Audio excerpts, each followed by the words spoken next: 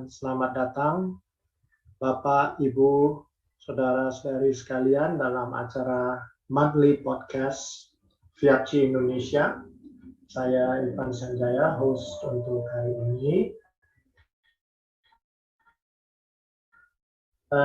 FIABCI akan dari Federation International des Administrateurs des Biens Conseils et Agents Immobiliers, atau dalam bahasa Inggrisnya adalah International Federation of Estate Agents and Consultants, merupakan sebuah jaringan bisnis non-politis yang semua lebih dari 40 profesi di 70 negara di dunia. Misi daripada FIABCI adalah menyediakan akses, berbagi pengalaman, serta melakukan bisnis satu dengan yang lainnya. Dan di Indonesia, FIABCI Indonesia sudah ada di sini lebih dari 70-an tahun, mungkin 40 tahun lebih, merupakan salah satu dari 49 chapter yang sekarang dimiliki oleh FIABCI di dunia. FIABCI juga mendukung pelaksanaan agenda dari Perserikatan Bangsa-Bangsa yang kita kenal sebagai SDG, khususnya adalah Sustainable Development Goal nomor 11 yang menjadikan kota dan pemukiman lebih inklusif, aman, tangguh, dan berkelanjutan.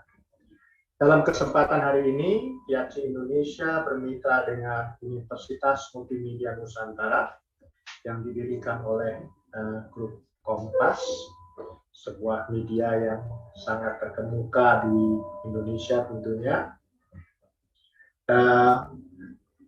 Dan kita hari ini juga sudah mengundang tamu spesial tentunya dari grup Universitas Multimedia Nusantara ini, yang saat ini diwakili oleh Ibu Irma Desiana. Ya. Ibu Irma Desiana ini merupakan kepala daripada Departemen Arsitektur dari Fakultas untuk Art dan Desain atau Seni dan Desain Universitas Multimedia Nusantara. Selamat datang Ibu Irma, semoga baik dan sehat-sehat selalu kabarnya. Tentu kami sangat senang dalam kesempatan kali ini bisa bermitra, bekerja sama dengan UMN ya, untuk menyelenggarakan webinar,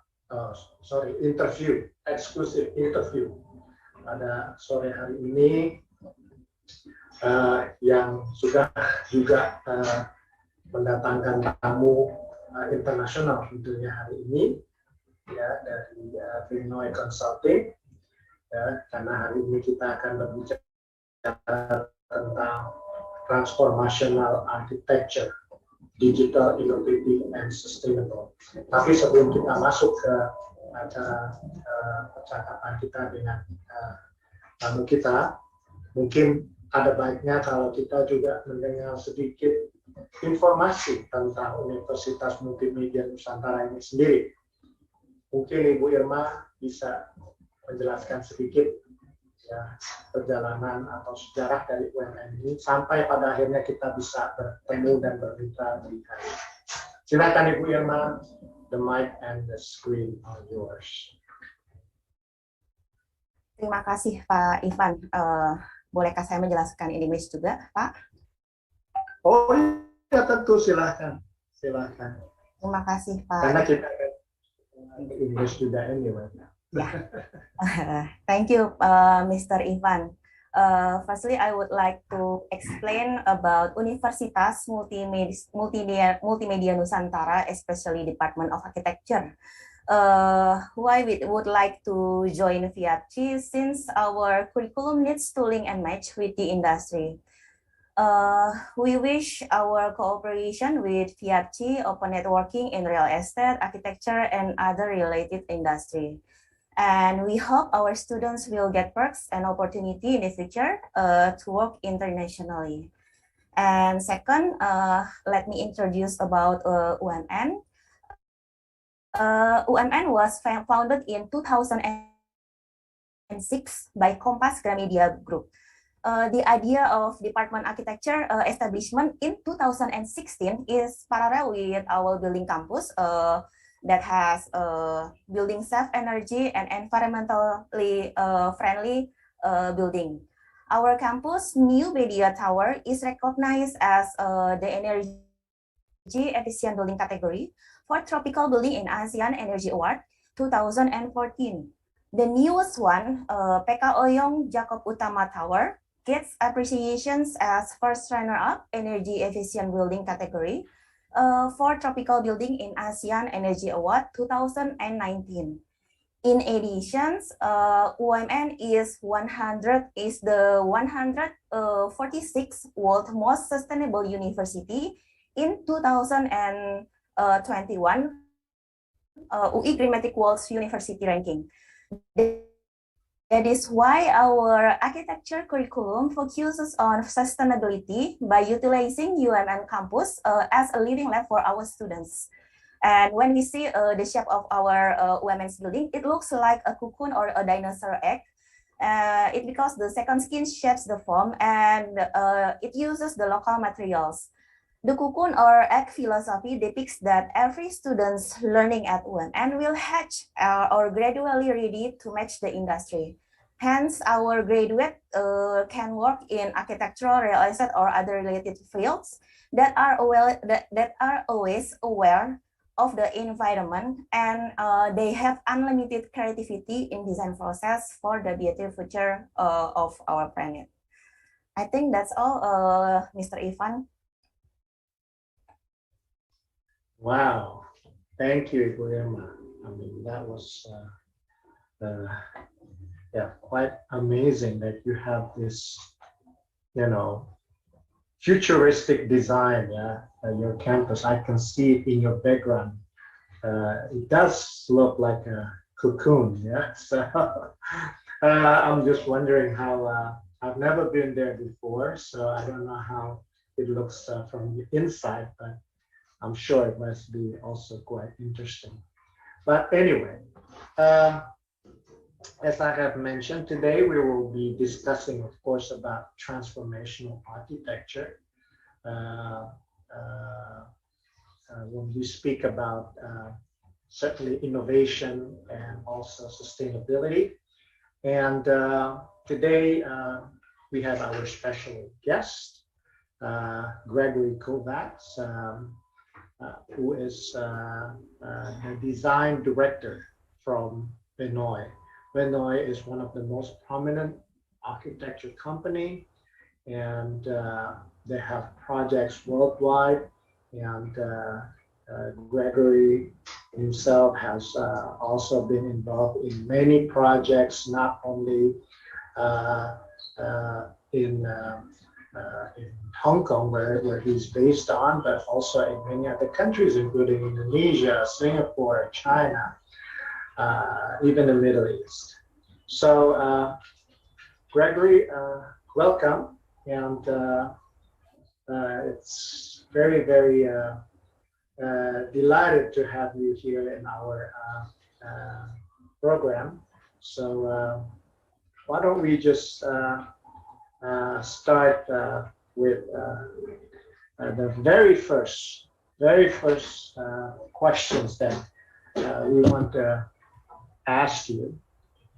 If you could explain a little bit about what is actually architecture that is sustainable.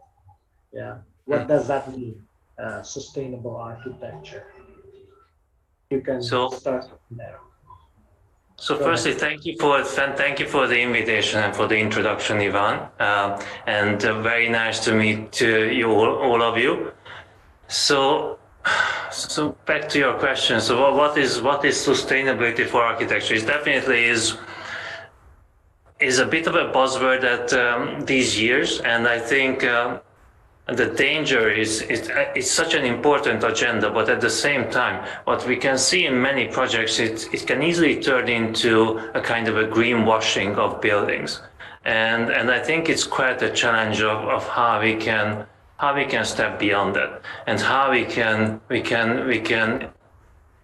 really improve the sustainability of the built environment, because and move beyond the decoration.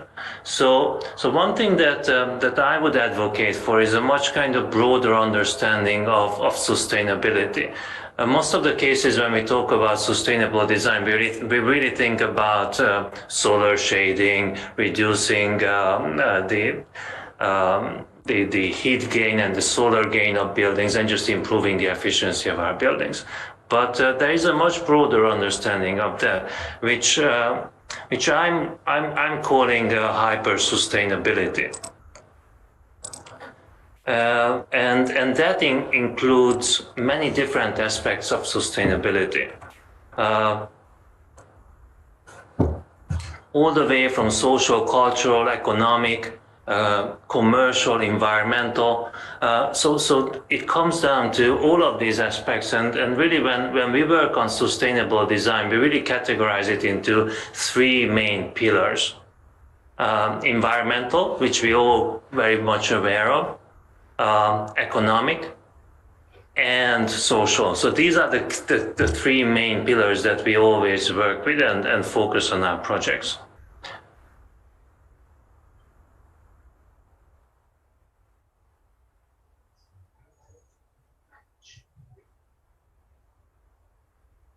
Does it more or less answer your question? Yes, absolutely. I was just looking, even mental and physical is also included in the hyper sustainability. Great, thank you. The other things that I would like to also ask you, in regards of sustainability. These days, of course, technology, especially digital technology, has become maybe parts of our life. Yeah. In the past, people actually have to go to the university to study the so-called IT. But now IT becomes basically parts of every major, at the university. Yeah, IT is becoming part of the architecture. IT is becoming part of the engineering, but IT also becomes part of other majors like even humanities or social science. The question is, how do you actually incorporate technology into this so-called sustainable architecture? So it's kind of a funny thing, because if you think about where we got with the environment, is very much due to technology. So kind of technology got us into this problem. But we got to a point where the only thing that can help us to get out of it is again technology. So technology got us into it, and we are relying on technology to get out of this situation. So for us designers, of course, I think there's two parts of the question how technology can help it.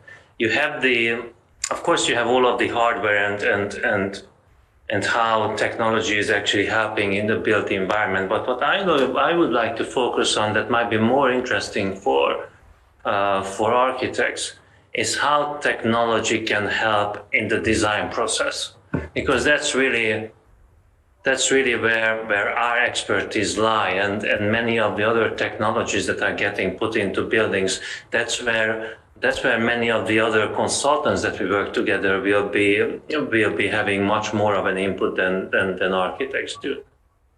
So I thought that it might be quite interesting if I show you a couple of projects that would represent some of the thinking or show some examples of what I'm trying to talk about. And I would very much encourage anyone, if you have questions, please feel free to kind of inject and interrupt anytime. So again, going back to this idea of this kind of broader understanding of sustainability, this is quite an interesting example of a very early stage project that actually we are working on these couple of weeks of how digital technology is coming into the design process to facilitate many aspects of sustainable design that I was catching up at the first part. So this is a project we are working on in Seoul, and in this case, all of the structure of this, so there's like more than 80 residential towers in this neighborhood, and all of this structure is already set. It's being built. It was done before we got involved in the project. So when we came in, our job was to help to first of all work on the facades, improve the design of the facades. But really, the brief that we set to ourselves was more about placemaking. Is how we can use the design of the facades to significantly improve how this whole neighborhood works and can really become a good. And how architectural design, in this case only facades, can actually become a placemaking tool. So if you look at, I mean, one of the challenges in these residential developments, I mean, I'm sure you have seen many of these, is that everything can become very uniform. Even if you have some kind of subtle variation amongst the buildings, it's a maze of the same kind of stuff. And also many of these buildings really end up being a wall-like structure. So this is given. This is the original master plan. It's being built. There's nothing you can change on that. But how can we still change the perception of it? So one thing we start, and this is where some of the digital tools are coming in. So this is a pedestrian flow analysis software that we have been kind of developing in-house as part of our research and development. And what it does, it tries to understand how spaces would be used even before they are actually open to the public, how the public would be circulating through these spaces in between these towers. So what would become naturally, even without any kind of emphasis on the landscaping, what would become the key routes through this development? So that was the first step, really trying to understand where people would be going. So what are the areas that would become a kind of more busy zones in this residential neighborhood, and what are the areas that would naturally become the more quiet parts of the neighborhood? So that's one layer of the digital analysis. Then another layer of it is looking at how the environmental performance of the area, looking at the solar gain that you can get on the facades and on the buildings.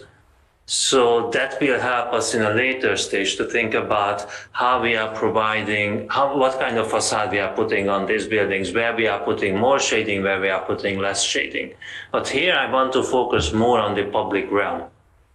So looking at the same kind of solar analysis, what you see here on the right side, looking at where in the open kind of public spaces, where do you get more shading and where do you get more busy, but also nicely lit and could become nice public spaces? And could we start creating placemaking and a kind of an urban design around this network of nicer outdoor spaces that are, again, as I said, quite well frequented by people? and really move away from that. Well, if you remember at the very beginning when I was showing you the master plan, it was just a completely uniform grid of buildings, like each corner looks exactly the same as the other. So how we can move away from this and use all of the specificities of every single location to actually start creating mini neighborhoods. And that really comes down to that idea of placemaking that I was talking about at the beginning, and this social part of sustainability, because it's very difficult to feel that I belong to a community when there's 85 towers around me and say that this is the community of 85 towers. But once we say that we are creating these mini neighborhoods, and I actually, as a resident, belong to this zone, and this is my home. And when I walk through this larger development, and hopefully it's becoming something that you would call a neighborhood, it would feel like that it's not uniform, but actually I'm walking through many different parts of it. And each of them would have its own subtle variation of the same identity. So that would really bring down the scale of the development and turn it into something that creates a sense of ownership, which I think is very important, especially in these large residential developments. So, and then this can apply, this kind of zoning can apply to the language of the facades, whether they are differentiated by color or materiality or a kind of texture on the facade. That's a kind of next chapter that comes afterwards. At the moment we are at this stage, we just started working on this project. And then once we get into the facade work, that's where really all of that solar analysis will come into play of how we can improve the environmental performance of the building.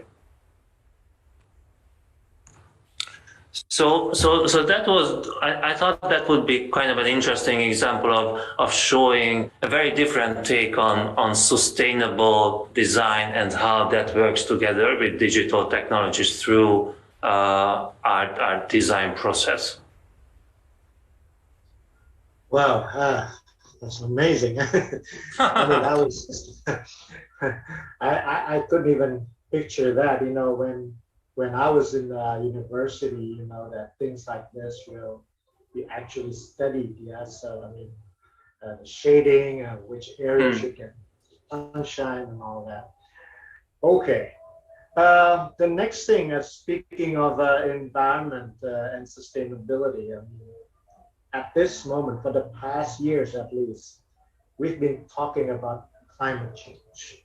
Climate change has put our entire world, so to speak, in danger.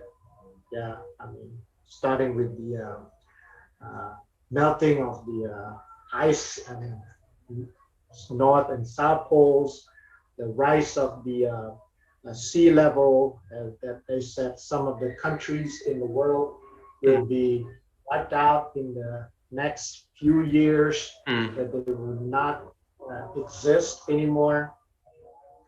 I mean, because of this, you know, I mean, just one small example, we say, for example, here in Asia, the temperature, the daily temperature is constantly increasing. We feel hotter and hotter every day, you know, so that we basically cannot live without air conditioning anymore. And before, maybe we just, you know, use our air conditioning in the colder days, but now we have to have it on all day long, you know, throughout the entire year, which certainly has another setback for the environment. Well, which is making the problem even worse, of course. Yes. Yes, exactly. So how do you cope with these issues, you know, as a firm, you know, working with design and things like this? So it's quite interesting. I mean, there is a strong kind of I think many clients think about when they let's say when they are building an office headquarter tower, there is a very strong kind of iconicism of the glass tower. And I think it will change, and I think it will become something that sooner or later will become not a pride but an embarrassment. But the issue is that at the moment is the opposite. It's for many people and many clients, when they think about what would be an impressive tower that I can say that this is where my office is, this is my company, they associate that with glass. And that's a problem. So that's kind of a cultural problem and also a planning issue.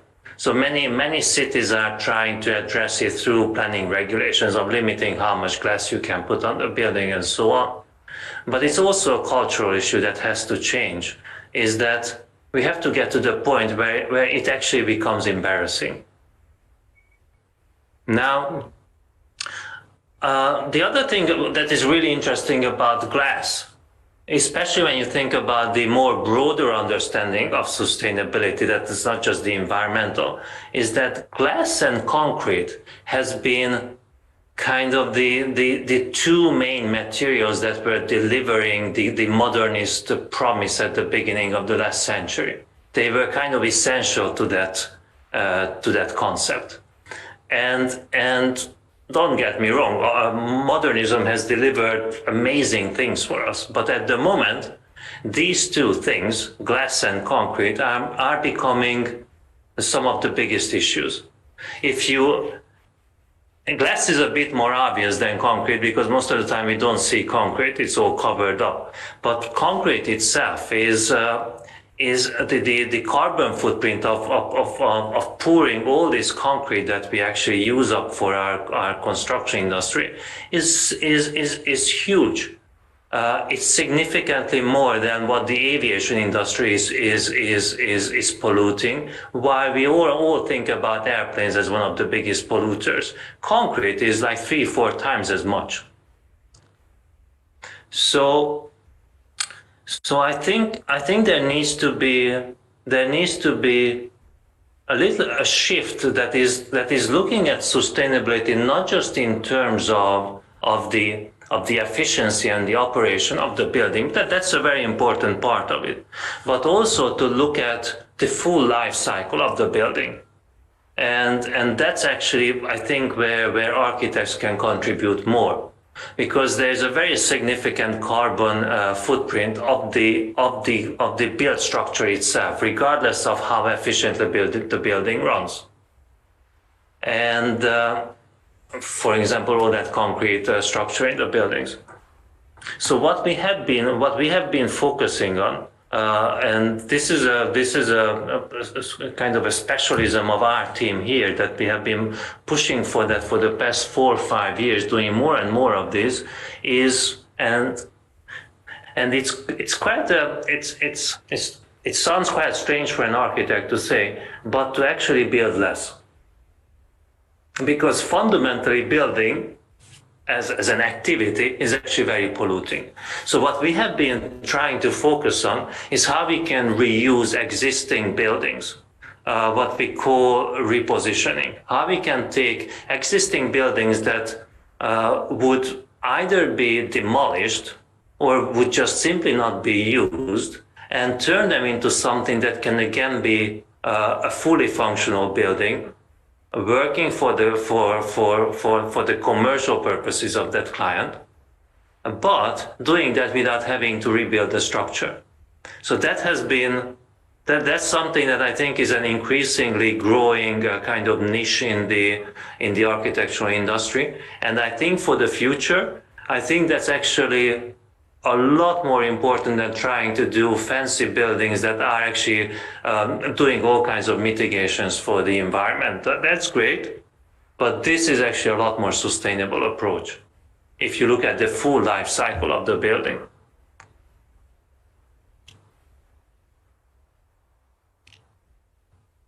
Does it answer your question?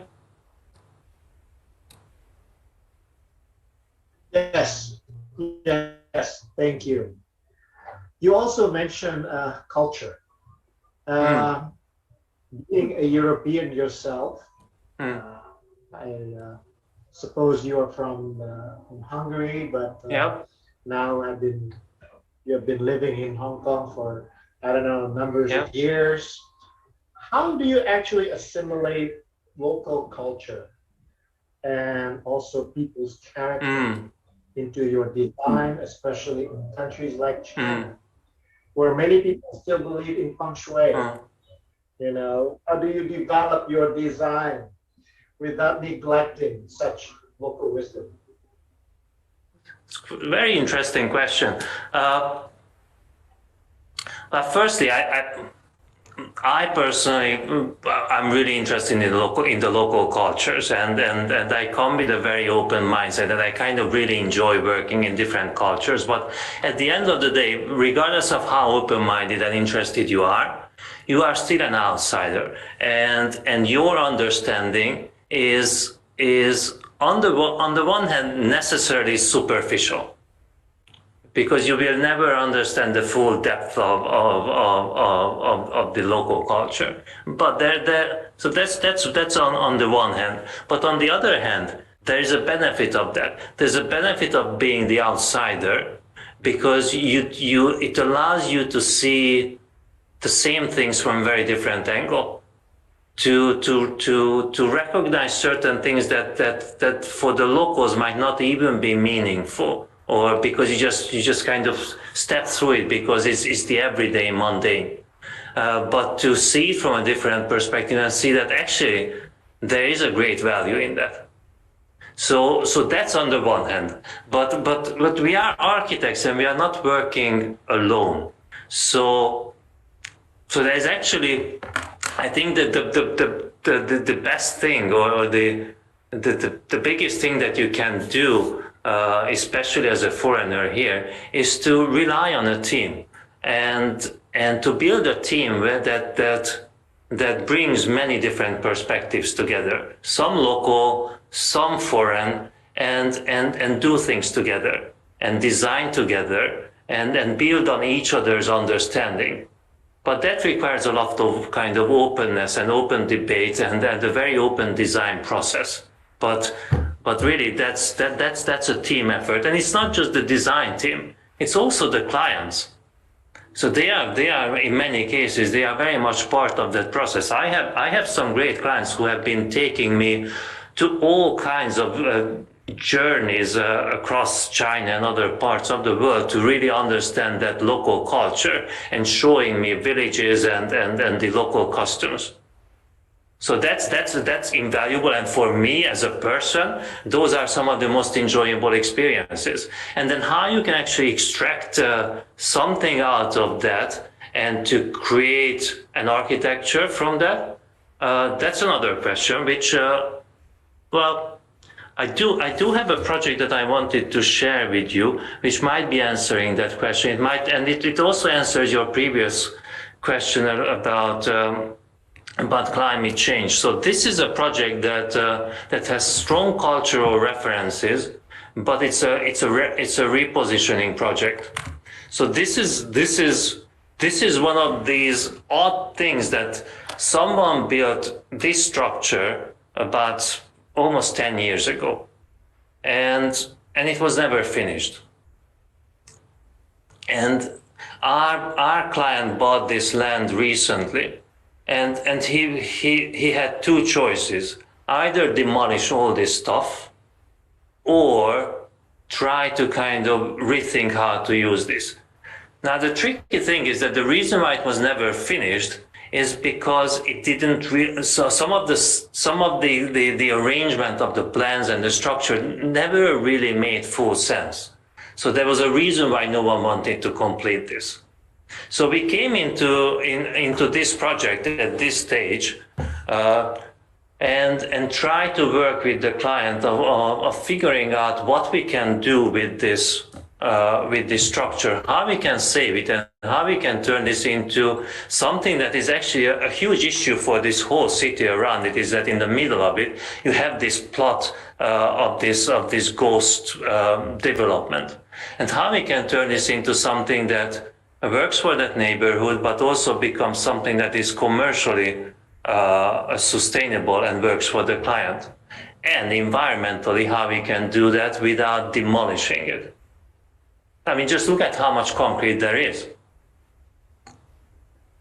So one of the key challenges of this project was actually this mega plaza. This is more than 200 meters long and about 80 meters wide. And this was done at the stage in China where they thought that the larger an open spaces, the better it is. There's quite a lot of that, especially in mainland China. But the issue with that is that this whole area, the whole neighborhood, was designed with a similar kind of mindset, which meant that there are these gigantic open plazas everywhere. So this one is very next door to our site. And it was very clear once we were walking around and understanding the area, is that you don't need another large public plaza. And also, this is in Chongqing in China. The local climate actually gets very hot during the summer. So having these very large open spaces without any kind of shading is not very environmentally friendly. You don't really want to use that space. So we started looking at what was there before this whole city got built. So these are the local vernacular villages that used to be in this area. And if you look at the spaces, it's the complete opposite. Very narrow spaces, overhanging roofs, and it's just so friendly. This is somewhere where you would want to walk during that hot summer day. So we were wondering that how could we turn this idea of the largest possible plaza into something that is actually like this. So how could we put in a series of small kind of streets and small buildings and create a walkable streetscape in the middle of this whole neighborhood, quite large neighborhood, a few million people, that doesn't have any of this. It doesn't have a nice walkable streetscape. Something that would work during the summer months, blocking the sun. It would work with the direction of the prevailing wind to create a very comfortable outdoor environment. So this was on the right side is our vision for it. And what you see on the left side is the local vernacular architecture. And what we are trying to do is to create something that borrows certain logic from the local vernacular, but turns it into something that is actually very contemporary. So to work with these elements, but do it with a kind of a set of contemporary materials and start building these houses with this exposed structural grid, same what you see here on with this wooden structure, in our case made up of steel,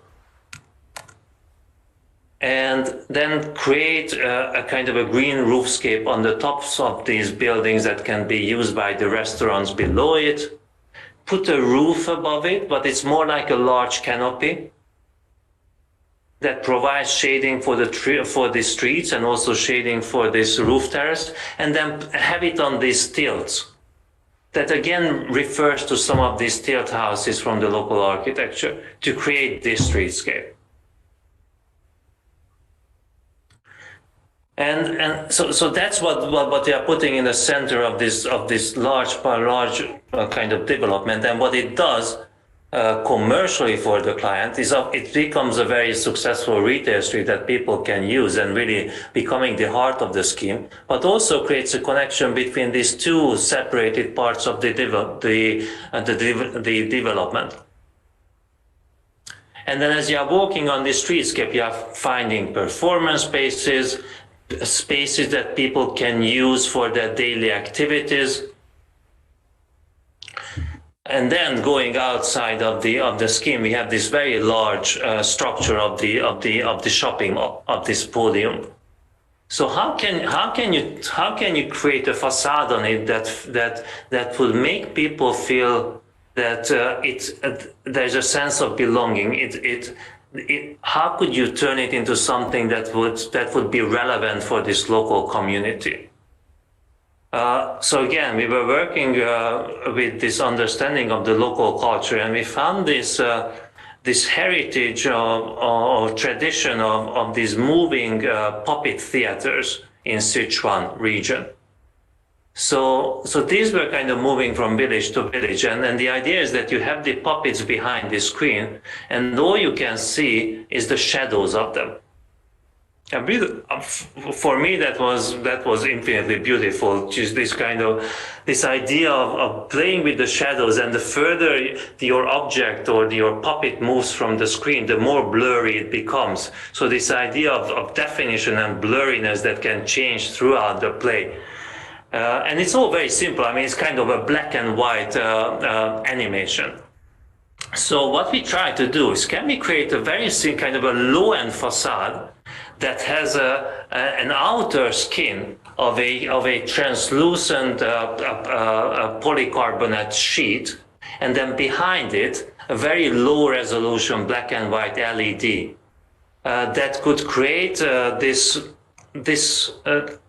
facade with this effect of potentially animating this kind of shadow play facade on the screen, on the facade, that could be curated to whatever content works for that local community. And to turn this whole facade into something that is not just showing off the kind of the commercial stuff that is happening inside of the building, but to have this cultural layer on it. That works not only with their heritage, but can also work with their whatever is happening in that neighborhood on a daily basis. So I thought this is actually for me quite an interesting example of how we are again combining sustainability with local culture. Okay, great. I mean, interesting. Out of the puppet show, and then you could make a wonderful facade like that, yeah. So, but one of your other landmark project, so-called Holland Village, that you built in Singapore. Tell us a little bit about this project and what makes it so unique. I mean, you have a lot of unique projects for sure, but this particular one in Singapore. So Holland Village is a heritage area of neighborhood of Singapore, and I think let me show you a few slides. What makes it's kind of following a little bit of a similar approach as this Sichuan project that I was showing you, but it tries to work with the local kind of heritage architecture and the traditions in a different scale. So it's becoming, rather than just looking at a couple of buildings as we were doing it in Sichuan, it's becoming more of an urban scale intervention. And it's not just about focusing on our side, but it's also looking at how it impacts the wider urban context around it. So this is Holland Village. These are all kind of heritage shop houses that you see there, with the hawker center in the middle. And the problem of this neighborhood that it has become this kind of bar street that is only frequented during the evenings, and there's not that much activity happening there during the day. The other issue with it is, when you look at the plans and when you start walking around, is that it's actually quite small. It's not very welcoming to walk around, because whichever direction you walk, you end up in a kind of the end of the street, and then what do? You turn back. So this is the existing Holland Village, and then next to it, this is our side, and what our brief that we set to ourselves was how we can create a development on this that would actually work together with the old one, improve how the old one performs, and become a kind of completing the village. That's how we were calling it. So it almost felt like that what we have there now is just kind of half of it, and how we can turn it into a proper full village where you can walk around and you can kind of just enjoy yourself. So much of it was actually the key strategies are simply in the plans. It's how we can continue the streetscape from the old village rather than creating a kind of a large-scale development. How you can create a master plan that feels like you don't even know where the old village stops and the new continues. But more importantly, how you can do this in a way that these circulation loops that before was just kind of ended up in these dead ends, how these can actually start forming long continuous journeys across this neighborhood. So this was our master plan proposal. And again, what I think is interesting about this is that I think if you don't know the site, it would be very difficult for you to tell which is our site and which is the old one. So that's the plan. But how does it really work in 3 dimensions, and how does the architecture work? So you have all of these. The old village is built up of these shop houses, and again we were trying to dig down into the formula. What are the essential qualities of a Singaporean shop house, and how we can take these elements but turn it into something that is a contemporary interpretation of it. So and you guys know these shop houses very well.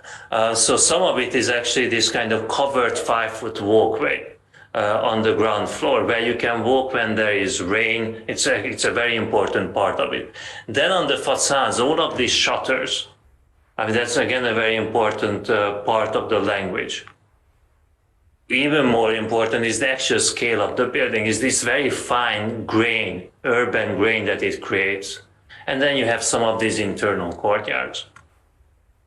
So we said, what if we take this shop house as a kind of as a conceptual building block for our development, and kind of lift it up and start creating everything out of this conceptual Lego block of the shop house. So even not just the low rise, but could even be the mid rise. And the high rise could also be formulated out of these shop house size elements to create something like this 3-dimensional arrangement of modern Singaporean shop houses. So something like this, where the low rise, really 2 stories, kind of gradually becomes the residential tower. And then to create, really important is the quality of the streetscape. Is how we can create a streetscape that again creates a lot of shelter from the environment. You have these kind of 5-foot ways, but also has a circulation on the inside through bridges that can be used and turned into a completely air-conditioned circulation, complementing the completely outdoor circulation that we have there. So the two are kind of working together. And to create this kind of streetscape. So this is a kind of a deeper extension or version of the 5-foot way. These are the shop houses. You can see that original grain. These are a kind of a contemporary reinterpretation of the shutter facade. And then you have the green roofs on the top that are providing a lot of shading for the streetscape. Embracing the old hawker center in the very middle of the site, creating kind of a larger public open space around it. And then as you are walking around the streetscape, creating a variation of urban qualities. So some very small squares with small activities in it and just celebrating a single rain tree.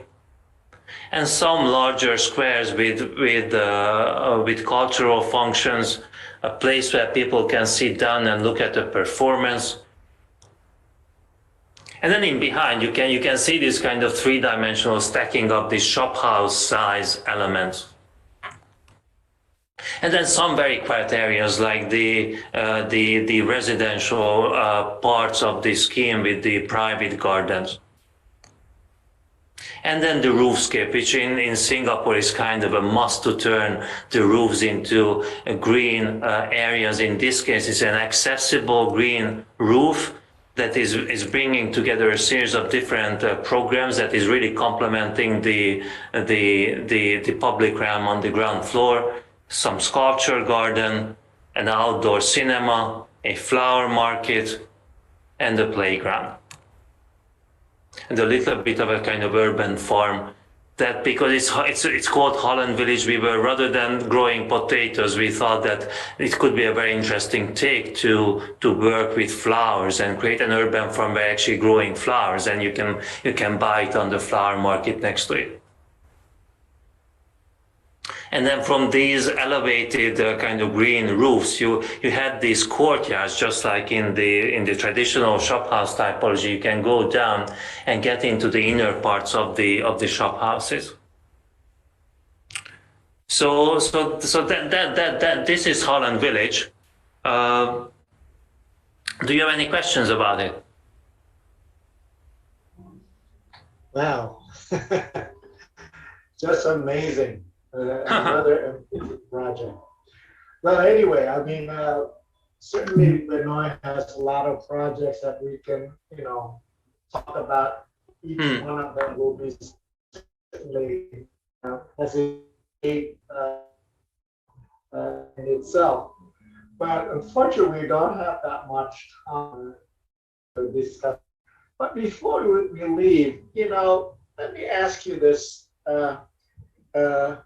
What would be your next dream project you would like to do if you were given the opportunity to do it, and how would you do it differently? That would be my last question for you. So one thing I personally really enjoy doing is, because there's certain architects, a lot of architects who get really good in one thing and they specialize in one thing, and there's great value in that. I have great respect for it. But what I personally am interested in is always working on something that is slightly different. So my professional career has been a journey through many different typologies of buildings, and I haven't become a master of any of them, but I find it a really creative process of let's say working on an airport but bringing an idea into the airport that you previously were using on an office building. And then this kind of cross filtration of ideas between different typologies, I think it's a great source for new ideas. So for me, I'm most interested in projects that I haven't really done before, those kind of typologies. And personally, most interested in projects where different typologies are meeting. So let's say it's not just a railway station, but we are trying to do a train station that is merged together with some kind of with an art gallery. So to bring different functions together to create completely new kind of experiences, But I mean, that's one half of the question, but really, whether the project is becoming successful and enjoyable, this is only a small part of it. I think what's actually much more important is who you are working with. So who is the team that is surrounding you and you are working with? Because that can make the most boring brief into something that is actually enormously creative and enjoyable. And who is the client that you are working for? I think these two are actually more important than the actual project. I see. Well, I mean, architect, in itself is actually an artist, right? And they love doing, an artistic thing, including, their design, their product. But, speaking of beauty and practicality, we have also seen, I mean, like in your design, maybe there are some, let's say, impracticalities, stuck in some of the corners of those buildings, I mean, it might have a very unique and eccentric design, but there's also a lot of impracticalities in that. What do you say about that? So, I mean, this is a very old. There's a whole history to this debate. If you look back, like Alberti, 600 years ago, was defining architecture as so he was looking at what is architecture, and what his take on it was that architecture is about beauty, and those buildings that are solely functional, let's say like houses for people for dwelling, that he didn't consider that to be architecture. For him, architecture was temples and things that are solely there for a kind of a greater purpose. And then that goes on, this kind of thinking. So if you look at Kant, the way that he defines beauty is actually defining beauty against practicality or usefulness. For him, what is beautiful is actually something that you appreciate without being useful for you in any way. So there is this dichotomy between kind of beauty and practicality historically in the discourse, and for me, I'm finding this dichotomy not necessarily helpful. I think if you look at the role of the architect, at least for me, it's the main strength of the architect is that it can mediate between all kinds of criteria. If you look at any building, there's hundreds of conflicting different requirements and criteria for the building, and the success of the architect is to be able to bring these together and create something coherent from it. So the fact that there's an inherent potential conflict between beauty and practicality, that's just one of the many conflicts that architects are dealing with, and some of the best projects are coming out of the most difficult conflicts between all kinds of different criteria. So for me, it's not necessarily finding a balance between the two, but a kind of mediating between these two things. And I mean, if you look at a couple of examples, let me give you a couple of examples of how kind of impractical things can actually be very useful, because I think there is also a kind of a misperception in saying that beauty is a kind of a self-purpose thing, and it doesn't really serve a purpose. I personally don't agree with that.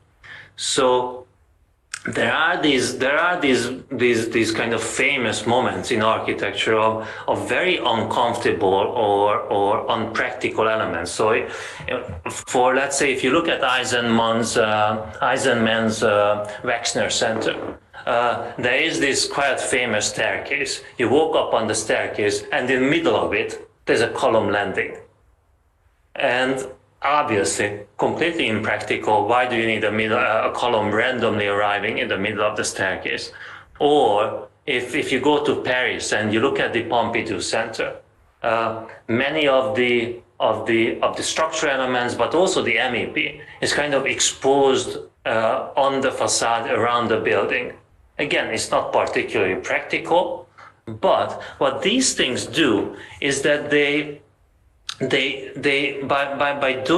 by putting you into a slightly uncomfortable or unusual position, they make you reflect on those kind of mundane everyday things of life that you would normally not even notice, and in a way that normally art does. Now, I think the difference to art is that, and I think that's the strength of architecture, is that these unusual experiential moments that the architecture is creating is actually, it's a very social gesture. It is, these are experiences that we are experiencing collectively. And it has the potential, not in every case, but it has the potential, and that's for me the strength of architecture, is to create collective experiences that can actually bring people together, to create some kind of communities. And I think that's infinitely powerful, and I can't really think of anything that would be more necessary nowadays than that. So very complex. Thank you so much for such inspiring session that you have shared with us today. So hopefully in the next session, we can talk even more about your other projects. Well, thank you very much for the invitation, Ivan. Thank you, Gregory. Ibu Irma, final words from your side. Okay, thank you so much, Mr. Gregory. It was open eyes for us, for all of us. We have learned many things related to sustainability from different scale of projects. And actually, I was amazed that you can create a strategy of design that elaborates social, cultural, and physical language. And I wish it can, your presentations, your explanations could give us idea in the future, so we can make a better future too. Thank you for me. Thank you very much. Thank you. So Ibu Irma, you will have to invite Gregory again, maybe for a special lecture at the University of Multimedia Nusantara. Yeah? Okay, so with that, we have come to the end of our session, and hopefully you guys have all learned something. Well, at least I do. And once again, thank you so much, Gregory Kovacs from Benoit, Design Director. Thank you, Ibu Irma Desiana, for co-hosting this event, and hope we will meet again in our next session. Thank you and goodbye. Thank you very much. Nice to meet you all. Bye-bye. Thank you. Bye-bye. Thank you. Bye-bye.